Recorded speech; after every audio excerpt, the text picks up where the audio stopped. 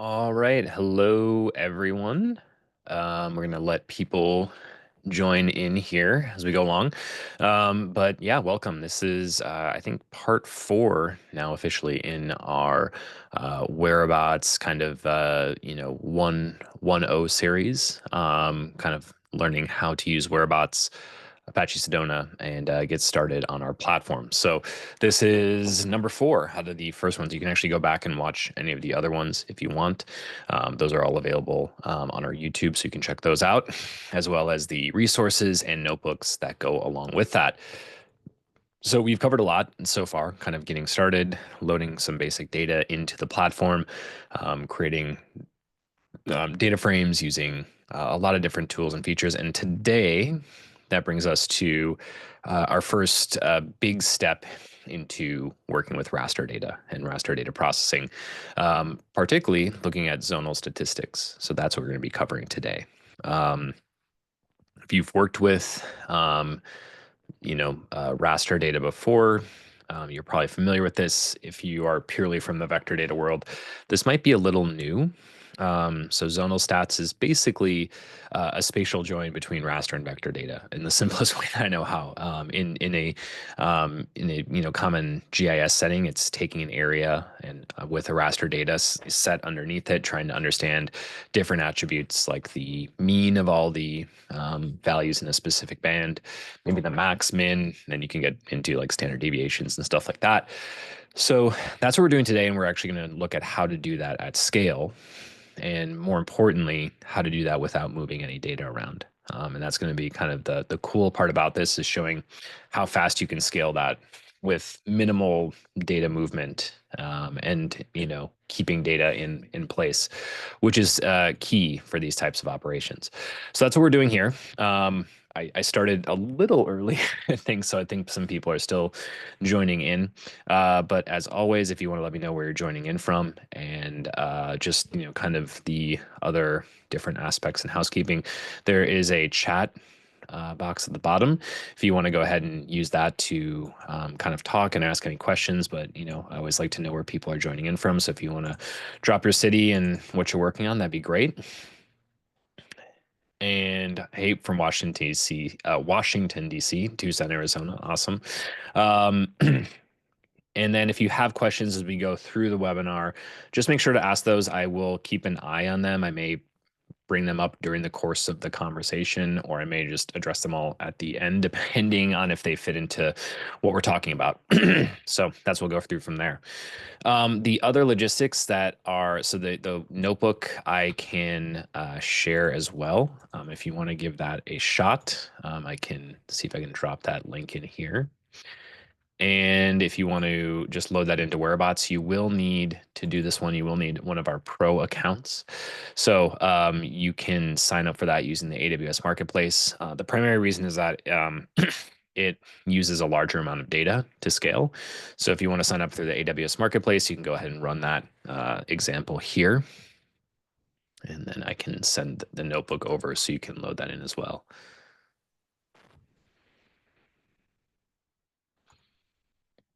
All right, we'll give everyone a few more minutes.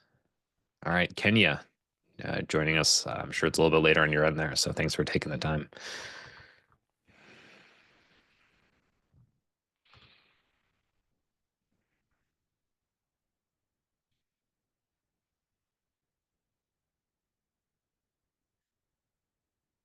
So just drop the notebook if you want to take a look at that into the chat here. So you should have access to that. You can download that and load that into Whereabouts. I'll show you how to do all that in a second. But with that, let's go ahead and get started here. And I will share my screen. And here we go.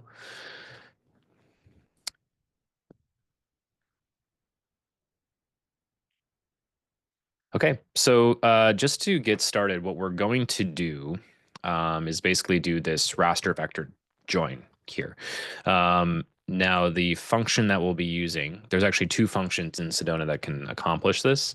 The first is and the one we'll be using is the rs zonal stats all. And this will actually grab all of these different values as zonal stats. So you can see here, within each polygon that we're referencing. You'll get the count of the pixels that are inside of it, the sum of the values, the mean or average, median, mode, which is actually the one we're going to be focusing in on today, because we're going to be using land cover data. So the land cover has different values in it, and they go up by in tens. So one land cover value is 10, then 20, then 30. So you can infer something from the numbers, but the mode is probably what we care about the most. And then if you wanted min max, you could see that variance, those types of things. So that's what we'll be doing here. There is another function called Zonal stats where you can specify the measure that you want, but that's what we'll be doing. And it takes in a few different arguments, but basically there's the raster value from the raster data frame that you're using, the geometry that you're passing in, the band of the, if the raster, if it's a multi-band raster, you can pass that in. And then the stat type, which we don't have to worry about because we're using RSO stats all. And there's some other values for things like all touched, exclude no data, and if it's lenient or not. And you can read a little bit more about what each of those things means here. And that's that. Basically, that's the core of what we're doing, right? Now, the magic of all this happens because we're effectively leaving data in place, right? We're not moving any data around. We're creating references to data, specifically with the raster data. The other data set we'll be using is actually this new data set that we just launched. This is basically a version of the Overture Maps dataset, but we actually generated drive time isochrones for 13 million places around the United States. So we actually, this is a new function that we launched. You can do this yourself with any POI and things like that. But what we wanted to actually do was provide a data set for our users where they can actually, use these isochrones that are already pre-generated. So what's nice about this is you can see here we have this new function called ST isochrones. I'm going to be actually doing a webinar next week about this if you're interested. And you can generate isochrones here. And we actually generated those for a few different drive times for 5, 10, 15, and 20-minute travel times for all the 13.3 million places in the US state, or 13.3 million places in the US in the Overture Maps data set. So you have these sort of drive time isochrones that give you a view of how far you can reach within those drive times. And it just kind of shows you the scale of what you can do with that. So I thought this would be interesting to pull that in for different places to see what that looks like. And that's effectively what we'll be doing today. So with that, let's go ahead and get started. So I mentioned that to do this, you will need a pro account if you want to follow along with the notebook. To do that, you can just click try where you go to wherobots.com. On the homepage here, click try Wherobots, and then you can create an account in the AWS marketplace by clicking here, and that will open up the AWS portal for you to get access to. So you can go ahead and do that. That'll get you access to this. If you want to sign up through that way, go ahead and do that. And that will give you also, I think there's a short period of time remaining on our offer that gives you a set of free credits when you sign up. So you get, I think like $400 in free credits to actually test this out. So that's what you can do there. Once you've signed up and completed your sign up process, if you haven't already, go ahead and hit sign in, get signed in. This is what it'll look like here. I'm using the medium runtime for this example. You could use a small runtime. I think medium is probably the most appropriate sized for this use case. So medium will work relatively quickly. You could go down to a small if you want to give that a try, but I think medium is probably the best in this instance. You do that here. You don't need to change your environment, but if you wanted to change your environment and add different Python packages, you can do that here as well. So in this case, if you wanted to add, let's say GDAL, you can add that here, add the dependencies and go from there, but you don't need to do that today. So you go ahead and hit start. We also added a new region. So there's the EU region for AWS. If you wanted to specify the region you want to run this in, we picked these regions for a few different reasons. For specifically, one in the US is a very high sustainable region. So that means that, all of the workloads are, extremely carbon conscious, if you think of it that way. So once you've done that, you can hit open and load in the notebook. So that's like kind of the logistical steps for today. If you have any questions, feel free to pop those into the chat. And I can take a look at any questions that pop up as well. as we go through here. So I don't see any yet, which is good. So we'll go ahead and keep going from there. All right. So as I mentioned, what we're doing with the zonal stats is basically doing like a spatial join between the raster dataset and the polygon dataset. The raster dataset we'll be using is the ESA world cover dataset. That's a land classification dataset. It's hosted on AWS and it lives on a stack endpoint, and all the files are also in a S3 bucket. So what's nice is that AWS is hosting this data for us. It lives on S3. We can just freely access that data and read it in and reference it, which means that we don't have to move the data from this S3 bucket, which is a big advantage. And we can talk a little bit about why that is, but that's one big thing. To give you a look of what the data actually looks like, I think this is the website here for ESA World Cover. You can explore the in like there's like a web map viewer of it here. We'll be using the version 2 once this loads up. And you can see it here. So there's a few different classifications. I think there's 11 classifications in total. So you have tree cover, shrubland, grassland, cropland, so on and so forth. So as we zoom in, you can start to see some of your major cities here pop up. You can see obviously the cropland and grassland here as you move through Western United States.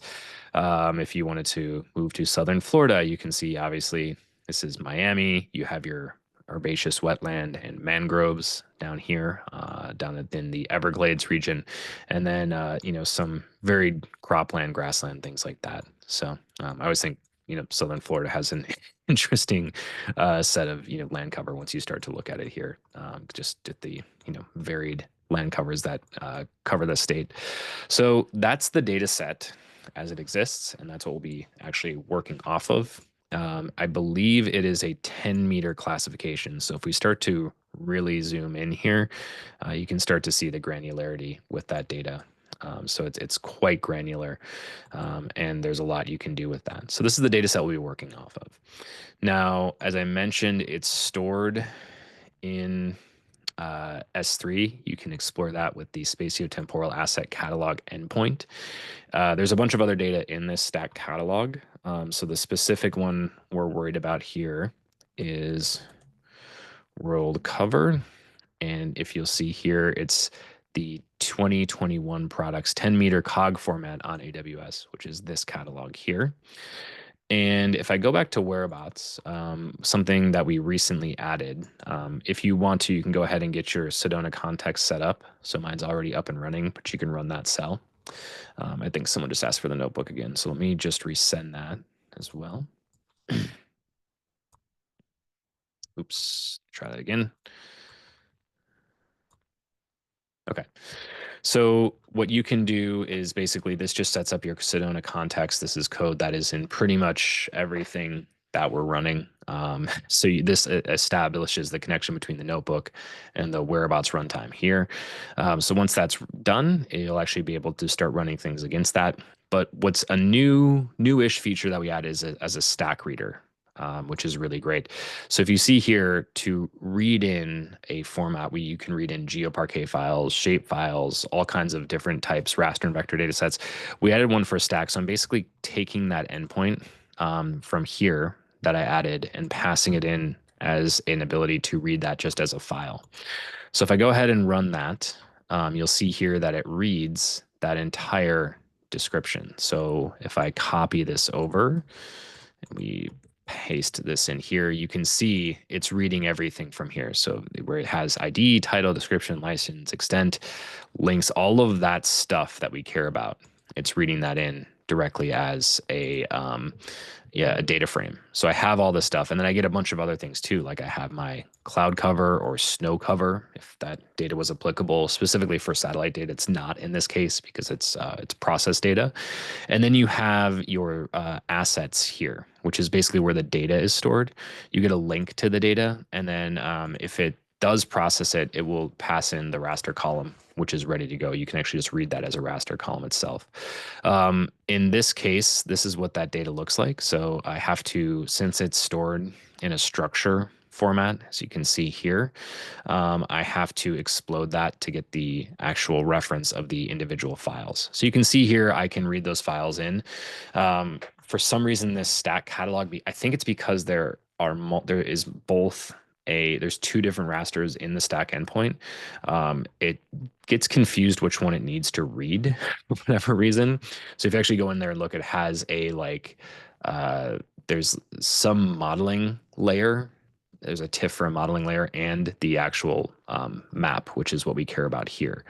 So that's kind of what that tricky part is. So what we're doing is actually just reading it in directly here. So I'm actually going to read that as a raster format.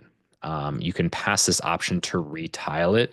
What that does is it basically it takes the tiling that's already existing from the cloud optimized geotiff and passes that back into the data frame. Tiling is something that we highly recommend, especially when working with raster data that's like an out of database raster.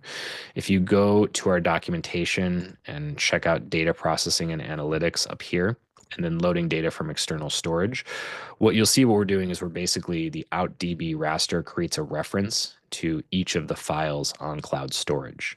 Now the tiling, as you see here in this example, I'll go to the Python example, basically takes that tiling, this X and Y, and allows me to use that when I'm querying it. What that means in practice is that if I see that there's nothing that I'm interacting with in those tiles, I can entirely skip reading and working with those tiles. So the out of database raster is basically this like remote reference to that file.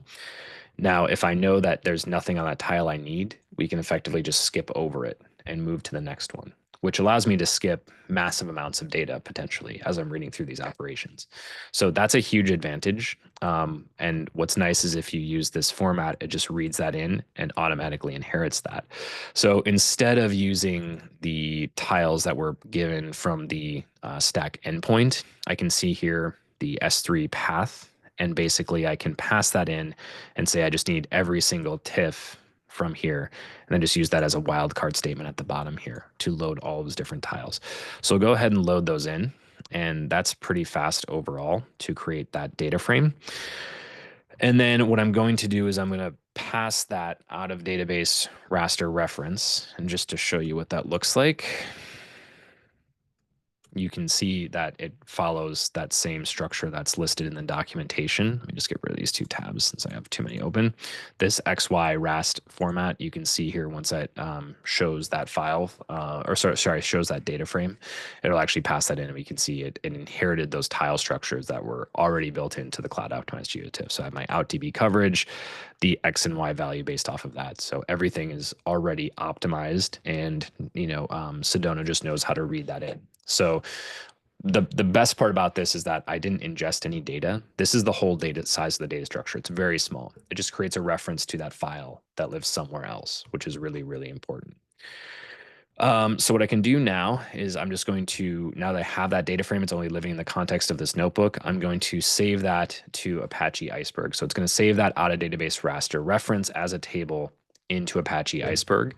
And now that means that that table exists and I can reuse it wherever I want. Whoever has access to that catalog or I get access to that, it allows me to use that very efficiently.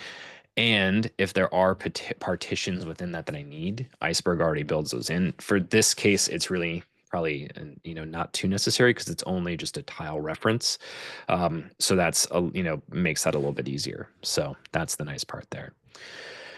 So once that's running, we can take a look at the next step here. And I want to see if there's any questions as well. Feel free to pop those in and I can take a look, see if there's any questions that popped up so far. Not seeing any, but if you do have a question, don't hesitate to ask. Okay. So the next step is that I want to read in that isochrones data set. And this is we made that data set available over the pro data set. So that's for people who have subscribed to the pro tier of our account. So if you do, you can get access to this data set, but it mirrors effectively the structure of the open source data, which is available at the community tier. And as you can see here, this is basically the Overture Places data set structure. So you can see here it has the ID, geometry, bbox, all of the other data that comes along with that around names and sources, categories, things like that. But there's 4 other columns at the bottom, which represent the 5, 10, 15, and 20-minute isochrones. And I'll get more into the details on the isochrones next week. So there's a little bit more detail on all the different things that you can do with isochrones. But with those drive time geometries that I mentioned earlier. But if you wanted to repeat this notebook, you could easily take this and just create a radius around this geometry to replicate the same sort of functionality. But this gives you a better view of that for, drive time use cases and things like that. So, in a real world scenario, if you're, measuring land cover within a certain radius, that might be looking at, real estate development, that might be looking at retail development, that might be looking at built area around a specific site, farmland access, all these different things that you could start to do and study based off of these different location and areas. So that's what you want to do. Of course, the other thing we want to showcase is kind of the scale of this as well. But basically, the only columns we are going to use in this are the ID column, which is the identifier for the point of interest, and the isochrone 15-minute drive time. You could use any of these. I just arbitrarily picked the 15-minute drive time. So that's what we're going to do here.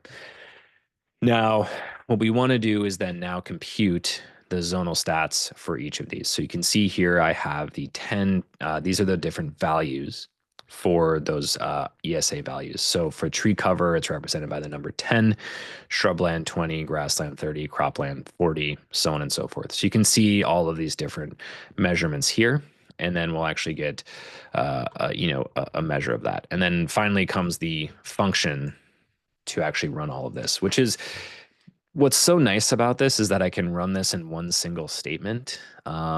There's lots of ways you can do zonal statistics. Like you can do them on your desktop GIS. Generally, that's limited to a few polygons. So, it's not very scalable if you want to do this across many different things. If you did want to do it across many things, you do have the option of doing that in PostGIS. But once again, you have to move some amount of data into memory.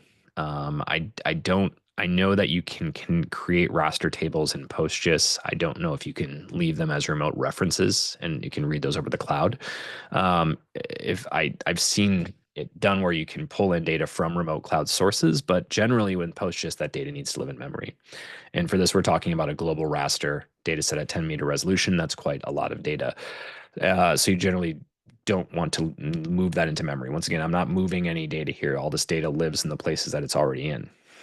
The other option is you could do something like this through a combination of Rasterio plus Shapely or GeoPandas or something like that, and combining those two libraries together. With this scale, you're generally limited to what you can process in memory based on what your Python setup is running. So that also provides another limitation. So there's not a lot of great ways to do this at scale, but fortunately for us, Sedona provides a really great way to do this. And Wherobot makes it really fast to do that. Yeah. And Patricia said, yeah, from your experience, your kernel dies if your rasters are too big because it has to load that data into memory, right?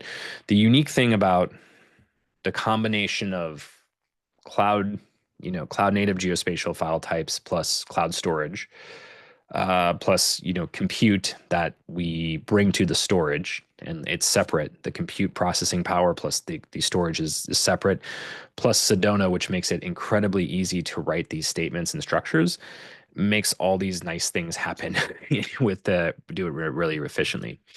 So to show that, I'm writing this in SQL. You can structure this in a Pythonic way. Of course, I write a lot of things in SQL, so it's a little bit easier for me to do that.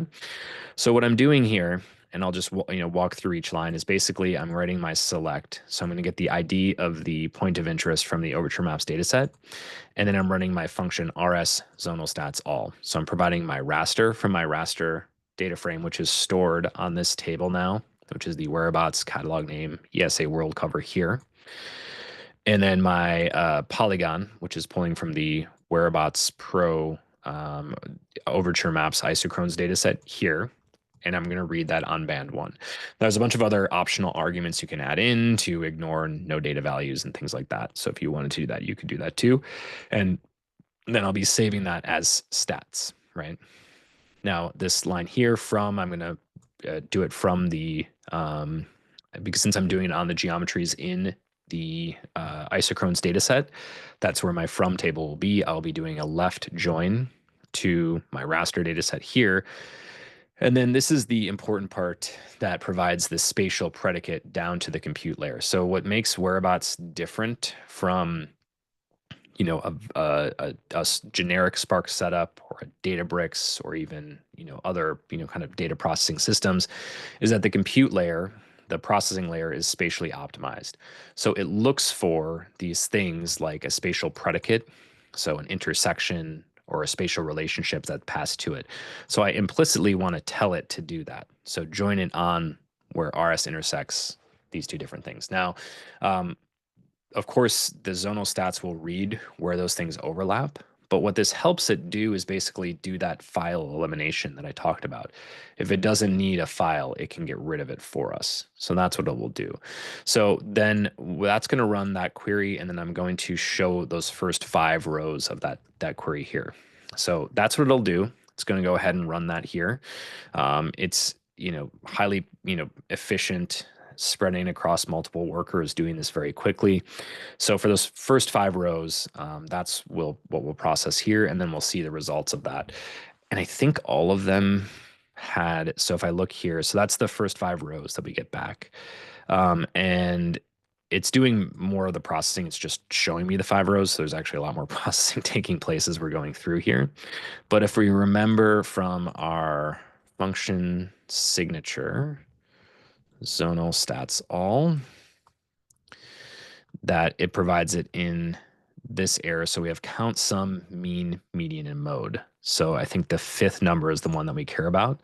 So this is the number of pixels that falls in that area. There's 31,000 pixels in this one, 147,000 in this one. This sum is kind of something we probably don't care about too much because it's just adding all the values up. This is the average, and then this is the mode. So this is the most common value in these, which a lot of them are tree cover in most of these. Is the most common value for those. So you can see here, and then if you scroll over a little bit here, I get to zoom it out. I think this is going to be I think the min and the max are the last two. So the minimum is 10, which makes sense for all of these. And then you have 90, 30, 60. So you have 90, 95, somewhere in mangrove area, 90 herbaceous wetland, 60 bare sparse vegetation, 30 grassland. So you can get a sense of like kind of some of the things in the land values that are in these different areas. Now, if I want to run this on all of these things, I can do that here. It will only process those 13 million, even though it's going to return all the values, since I didn't implicitly exclude the null values. So what I can do here is go ahead and run this. This will run that. And that took about 1 minute and 42 seconds to process all 213 million different polygons that exist in the Overture Maps data set. So that's where the power of this comes in, where it's extremely parallel. Once again, all this data that from the raster data stays on AWS. I'm not pulling that into memory. I can just read it remotely. I'm only materializing the pixels that I need from the query. So you can actually do that and overlap those two here. And so that makes that highly efficient as well.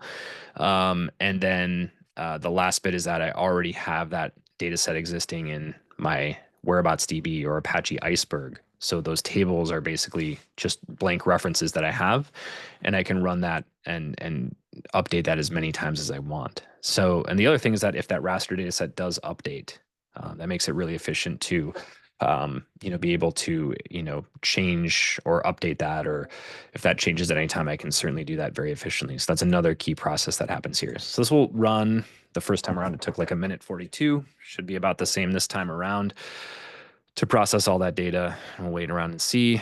And it was 1 minute 15 this time, so it was a little bit faster. So that's kind of the whole thing, right?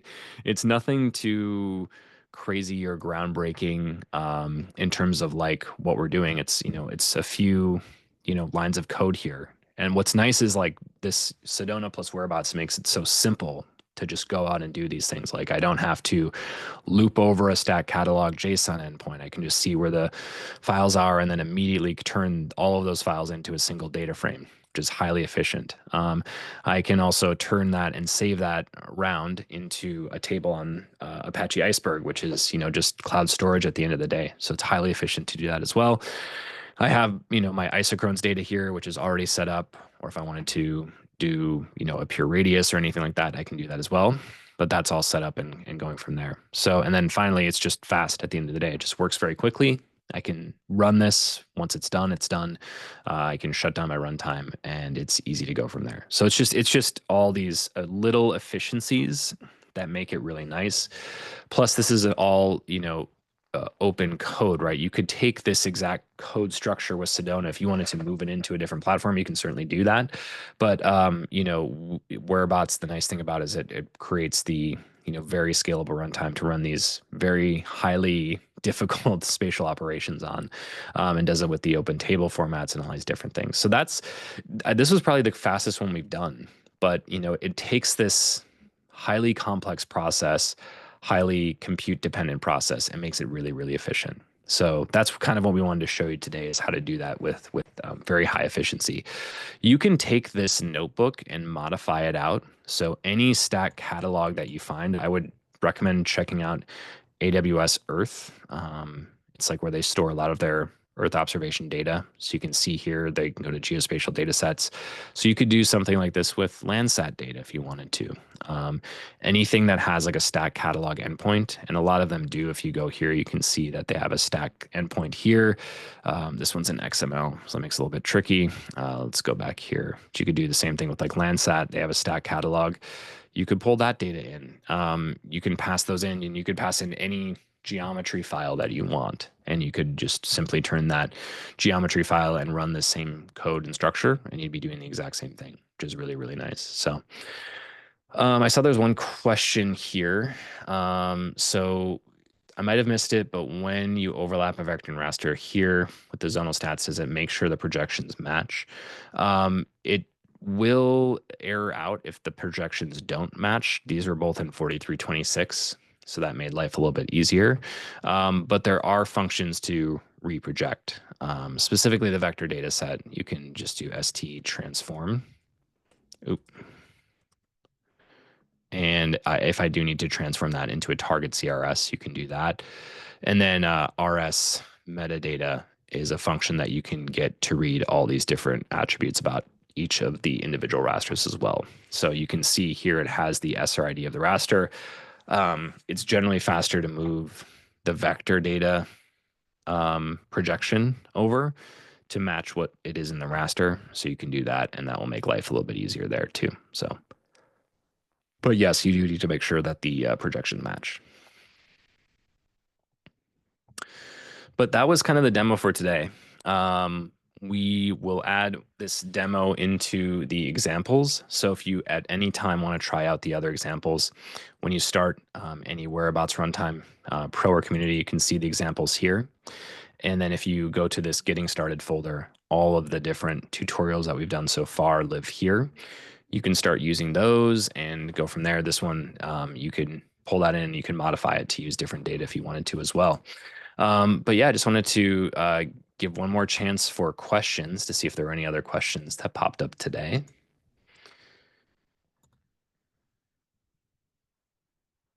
All right. If not, sorry, one more. Will the recording be sent out later? Yes, we'll send out the recording probably in a day or two once we process it. And then the $400 credit, that is applied when you sign up through AWS. So if you go through the AWS Marketplace sign up, I'll show you what that looks like here. If you go to wherobots.com, click Try Wherobots, and scroll down to AWS Marketplace, that will take you to the AWS Marketplace listing, and then that will be applied to your account when you sign up here. So you can actually go ahead and get access to that from there.